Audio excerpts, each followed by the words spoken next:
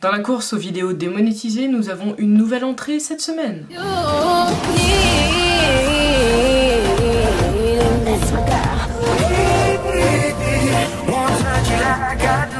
Bien le bonjour mes poulets. Alors aujourd'hui on se rejoint pour un sujet qui est très touchy, qui est très sensible, raison pour laquelle avant le début même de la vidéo, je tiens à prévenir le public qui est jeune, parce que je sais qu'il y en a certains qui le sont, qu'il est toujours temps de partir.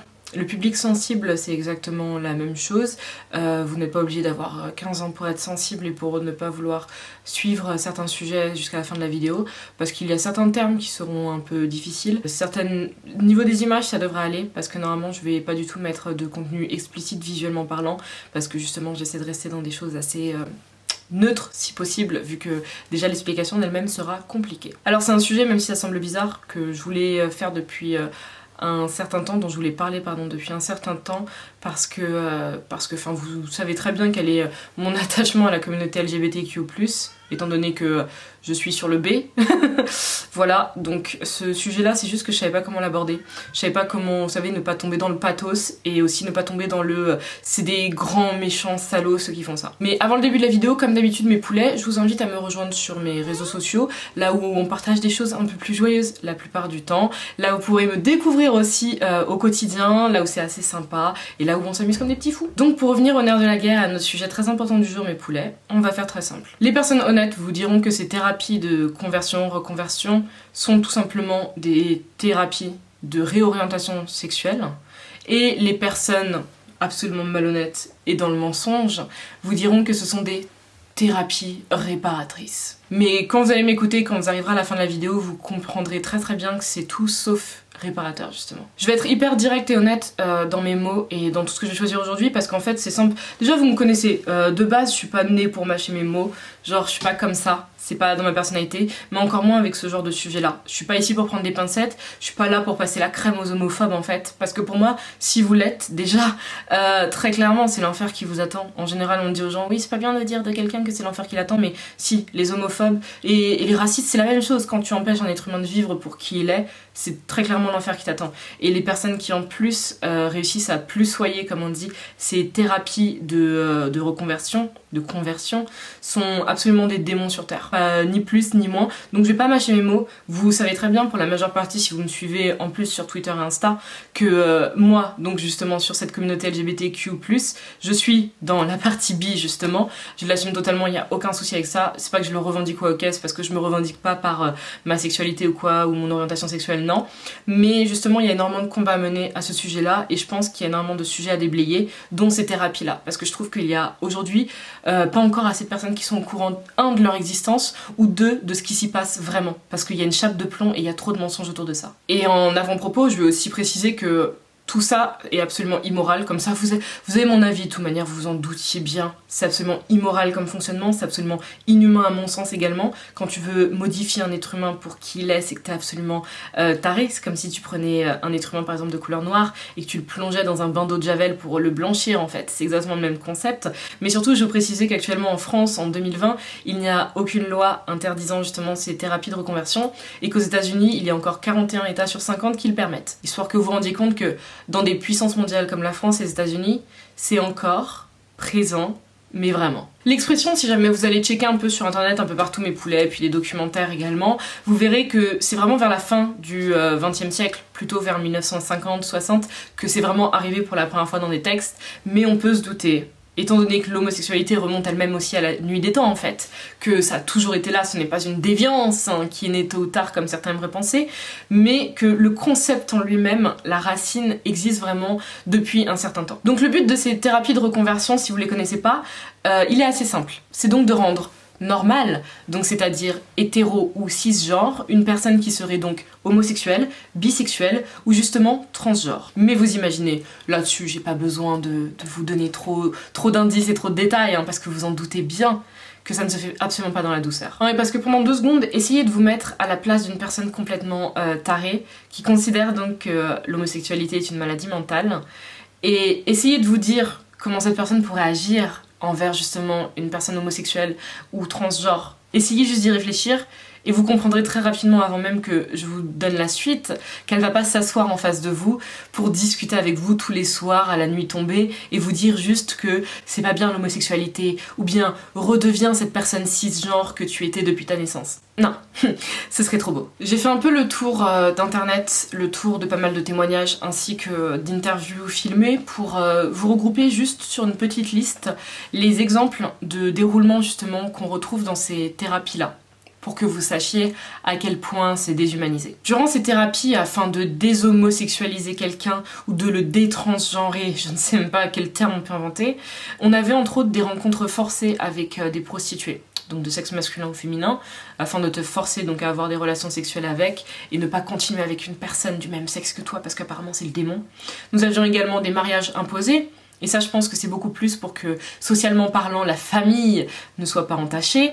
Nous avons des lobotomies. Donc, pour celles et ceux qui ne connaissent pas la lobotomie, c'est tout simplement une opération du cerveau qui vient à enlever un petit bout du cerveau qui dérangerait. Donc, moi, j'aimerais juste savoir qu'est-ce qu'on coupe dans le cerveau d'une personne homosexuelle pour la re-rendre dite normale, en fait. Qu'est-ce qui diffère dans le cerveau d'un gay dans le cerveau d'un hétéro? Je veux juste qu'on me le montre. Parce que bon, bien entendu, hein, dans ces thérapies, les personnes sont dotées d'aucun diplôme. Ce ne sont des spécialistes de rien du tout. Juste en charlatanisme et en torduisme, si je peux inventer des termes aujourd'hui. Donc j'aimerais juste savoir. Nous avons donc, en plus de ça, pour continuer la fiesta physique, des électrochocs que certains centres appliquent sur les parties génitales des personnes qui sont en thérapie de reconversion. Imaginez la violence. Nous avons également des patients, j'ai vu dans plusieurs témoignages, que l'on forçait à se masturber devant un public, donc devant justement ces soi-disant spécialistes, hein, éminents spécialistes, pour forcer un être humain à se masturber en public pour apparemment le désenvoûter ou quoi que ce soit. Nous avons des injections de testostérone, parce qu'il semblerait peut-être qu'un mec qui est gay ne soit pas assez masculin. Qu'est-ce que... voilà, hein. Non mais ça fait rire, ça fait doucement rire. Nous avons aussi des jeûnes forcés pendant plus d'une semaine. Dans les histoires les plus waouh que j'ai pu entendre, j'ai entendu une histoire d'un jeûne qui allait jusqu'à une vingtaine de jours. Si t'es une personne qui jeûne assez régulièrement, donc comme moi par exemple, vous le savez, vous connaissez très bien ma manière de m'alimenter, il n'y a pas de problème, parce que ton corps il y est habitué, et donc il peut être prêt à ces choses-là. Mais si en plus tu es dans une prédisposition psychologique, donc dans un enfermement dans ces centres, tu es malmené constamment, insulté, frappé ou quoi au caisse, sous-nourri, et que d'un seul coup, bam, on ne te nourrit quasiment plus, carrément plus même, imagine juste le résultat. Derrière ça, dans les centres les plus extrêmes aussi, nous avions des viols. Oui, je tiens à expliquer jusqu'au bout. Je vous ai prévenu que c'était un thème très sensible et là où justement on peut pas dévier en fait. Je peux pas vous dire qu'il se passe des choses horribles, non, il faut que je vous le dise. Il faut que je vous dise qu'il existe des centres sur cette planète où on envoie des êtres humains de force, là où ils se font entre autres violer, parce qu'apparemment violer quelqu'un ça le guérira de son homosexualité. Enfin, je veux bien que ces gens-là qui dirigent ces centres soient spécialistes en rien du tout et aient fait aucune étude dans ces domaines-là, mais je pense qu'il faut juste avoir un tout petit peu de lumière par ici pour se rendre compte que tu marches sur la tête si tu te dis qu'un viol va guérir d'une certaine manière d'une homosexualité. Non, parce qu'il faut savoir justement que ces thérapies-là, les gens ils y vont pas de plein gré. À mon avis, il existe bien sûr dans chacun de ces centres 2-3 personnes peut-être qui y sont allées de plein gré, des personnes qui, vous savez, sont enfermées dans des cadres sociaux, familiaux, qui comprennent depuis la nuit des temps que l'homosexualité c'est le mal, qui entendent uniquement ça, et donc qui tôt ou tard se considèrent elles-mêmes comme étant le mal, et qui aimeraient que ce mal change, et qui voient ces thérapies-là comme leur seul salut, comme leur seule sortie. Donc je pense que oui, il y en a certains, mais c'est très très rare. La majeure partie du temps, c'est justement un membre de ta famille qui te ment sur ta destination, et tu arrives dans un de ces centres de thérapie. Et ça, vous pouvez le voir dans tellement, mais tellement de témoignages où les personnes ont été piégées par un membre de la famille en fait. Parce qu'à côté, donc, j'ai abordé le cadre religieux et c'est important, je suis sur aucun jugement, hein, pas du tout. Mais si vous pensez justement que les thérapies qui s'appuient, elles, sur ce cadre religieux-là sont plus douces, détrompez-vous et asseyez-vous. Parce qu'en fait, tout se base sur la destruction de l'être humain qui rentre dans le centre, sur vraiment l'anéantissement de l'estime de lui-même en l'accablant quotidiennement d'une culpabilité inexistante. Parce que tu nais en étant homosexuel, tu ne le deviens pas.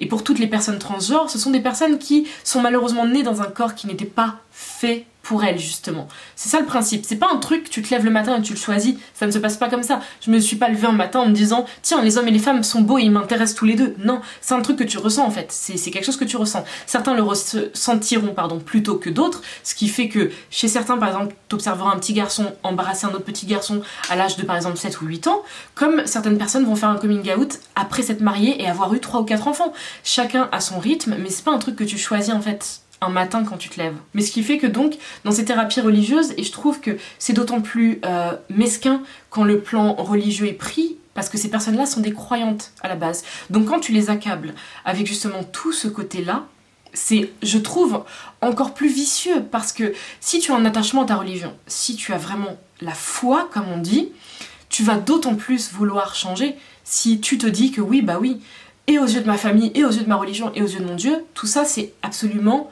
inhumain et abominable, et je suis une abomination. Donc ces personnes-là vont vouloir d'autant plus changer. Ce qui fait que il leur insère des idées qui sont mais waouh. Ça va jusqu'à expliquer à des personnes que par exemple, si les gays ont le sida, c'est uniquement parce que justement ils sont homosexuels. Pas parce que c'est une maladie sexuellement transmissible, non. C'est parce qu'ils sont gays et que c'est une punition de leur homosexualité. C'est juste une manifestation de leur punition, imagine juste. Il y avait un jeune homme qui, il y a pas longtemps, si je dis pas de bêtises, c'était il y a peut-être 2 ans, avait témoigné, un jeune français, hein, il est originaire de Seine-Saint-Denis, donc en Ile-de-France, il avait témoigné dans plusieurs médias justement à ce sujet-là. Les Français témoignent assez peu, je trouve, comparé aux Américains là-dessus, et donc je vais vous lire un tout petit bout de son témoignage qui lui n'était pas dans la violence extrême, mais je trouve dans la violence psychologique. C'était quelque chose de pas très bien. Donc lorsque la mère de Kaylee Rise surprend son fils en train d'embrasser un garçon, vers l'âge de 7 ans, cette femme très croyante se tourne alors vers sa paroisse. Pour le garçon de 7 ans, c'est le début d'une longue série de prières au sein de l'église évangélique que fréquente sa famille en région parisienne, destinée à le guérir de son homosexualité. Par les longs moments de prière, je tiens à vous préciser, entre autres c'était des vendredis soirs de minuit jusqu'à 6h du matin.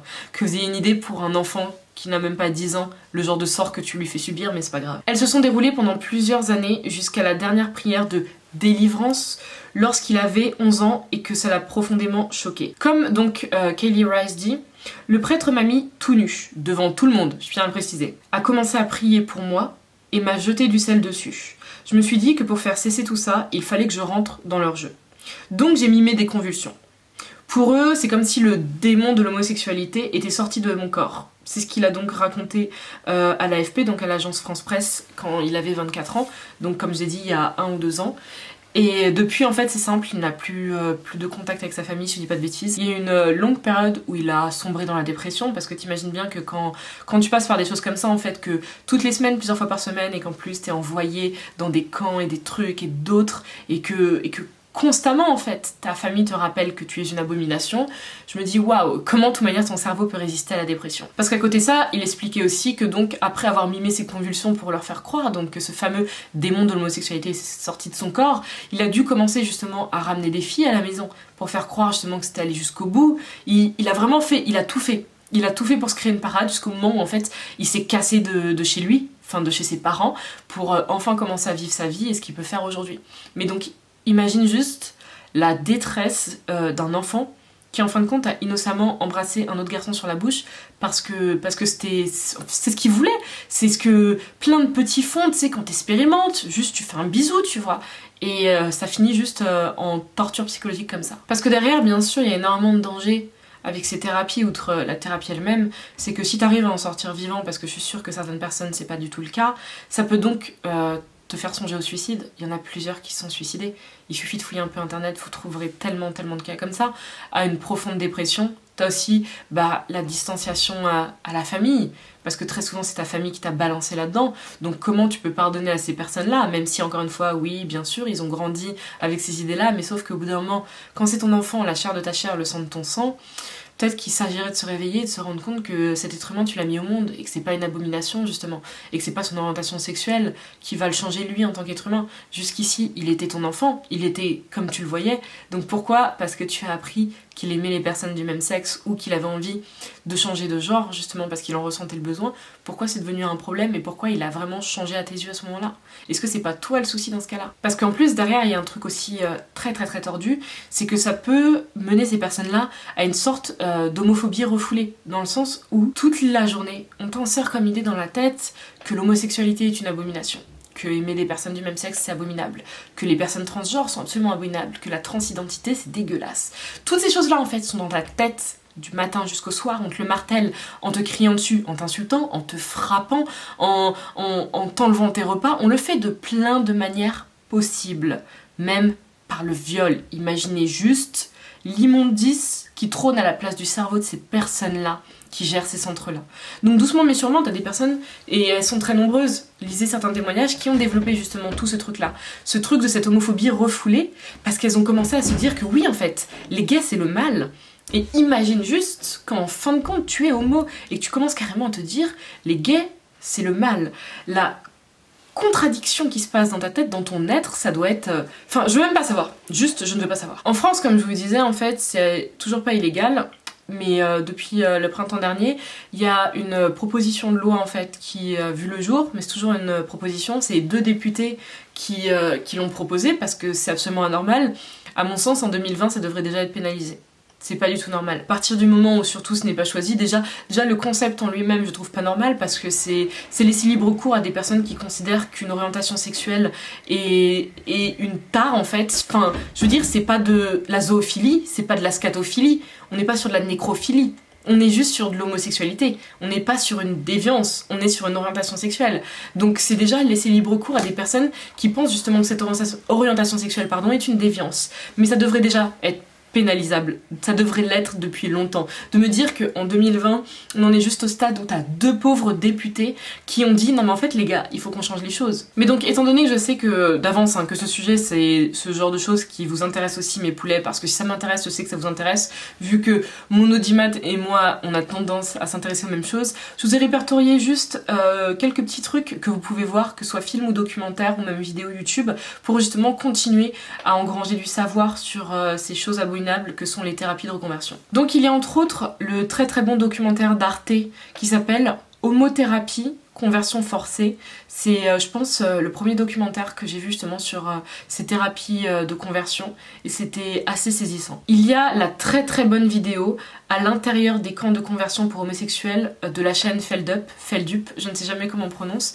mais donc c'est une chaîne que je ne connaissais pas sur YouTube il y a encore très peu de temps et je crois que c'est via la chaîne ou le compte Twitter de Liv qui l'avait retweeté un jour que j'ai vu, je me suis intéressée, j'ai tourné et tout ça, et certains d'entre vous qui justement savaient que je commençais à faire quelques recherches et à m'intéresser aux thérapies de conversion pour en faire une vidéo qui m'ont conseillé, donc allez voir cette vidéo à l'intérieur des camps de conversion pour homosexuels sur la chaîne Feldup.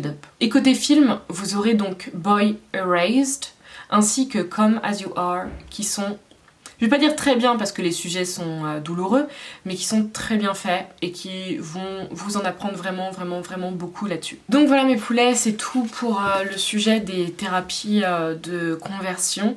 Je voulais pas creuser plus loin parce qu'en creusant plus loin en fait c'est simple, je prends la parole à la place des personnes concernées alors que leurs vidéos, leurs interviews écrites comme filmées sont partout sur internet et je vous invite justement à les voir pour que ça sorte de leur bouche. Je vais pas vous raconter trop d'histoires là-dessus, je laisse ces personnes en parler parce que c'est pas à moi justement de partager leur douleur là-dessus étant donné que ces personnes ont eu le courage de le faire, parce que je pense qu'il y a beaucoup de ça aussi, il y a le courage de prendre la parole là-dessus parce que c'est un enfer réel. Sincèrement, je vous jure, après avoir vu plusieurs documentaires et films, je me dis juste que c'est un enfer réel et que ça semble bête, mais tellement gnangnan quand je le dis, mais c'est inhumain et anormal en fait. C'est juste inhumain et anormal. Mais donc si la vidéo vous a plu mes poulets, bah vous savez quoi faire, hein, mettre un pouce bleu, vous abonner. Moi je vous retrouve très bientôt pour un sujet qui sera, je l'espère, un peu plus joyeux, un peu plus humain, un peu plus... voilà. Ou en tout cas je pourrais vous sourire et rire pendant la vidéo parce que des sujets comme les thérapies de conversion, c'est plus que touchy en fait. Et étant donné que je suis une personne sensible, comme plein d'entre vous je le sais, c'est des choses qui t'attaquent. Quand t'es une éponge à émotions, c'est très très compliqué. Surtout quand en plus t'es une personne bi comme moi, tu te dis waouh, si tu tombais en fait dans la mauvaise famille, parce que oui, je juge, je m'en fiche, je juge les personnes homophobes et j'en ai rien à faire là-dessus. Si je tombais dans la mauvaise famille, dans le mauvais cadre et tout ça, j'aurais pu finir en fait dans ces trucs-là tôt ou tard pour essayer de me désenvoûter ou quoi au caisse. Donc ouais. c'est hyper tendu. Mais voilà, malgré ça mes poulets, moi je vous dis à très bientôt et je vous fais des énormes bisous. Mouah. Peace guys.